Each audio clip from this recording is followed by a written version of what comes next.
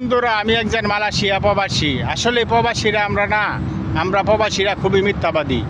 আমরা মনে করো যে ভালো থাকলে কই ভালো আছি, খারাপ থাকলে কই ভালো আছি। আসলে আমরা নাকি বলে রেমিটেড যোদ্ধা, কিন্তু আসলে কি আমরা খালি কিন্তু আমরা টাকাটারে কিন্তু আমরা দাম দাম দেয়, কিন্তু আমাদেরকে কেউ কিন্তু দাম দেয় না। আমরা যতদিন সুস্থ থাকবাম, যতদিন আমরা ফ্যামিলিদেরকে আত্মীয় স্বজনদেরকে আমরা দেখতে পারাম, অতদিন আমরা কিন্তু ভালো আছি। আর যখন আমরা জানপুরে আইব, তখন কিন্তু আমরা কিন্তু কেউই ভালোবাসতো না।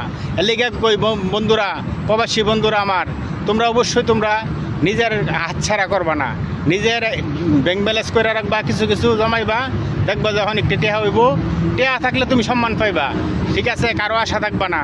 কারণ হইল গা দুনিয়াতে মনে করো যে ভালো থাকতেই যেহেতু মনে করো অনেক দাম পাই না, যখন মনে করো যে পড়ে যাই তখন কিন্তু কেউ দাম দিত না আমাদেরকে।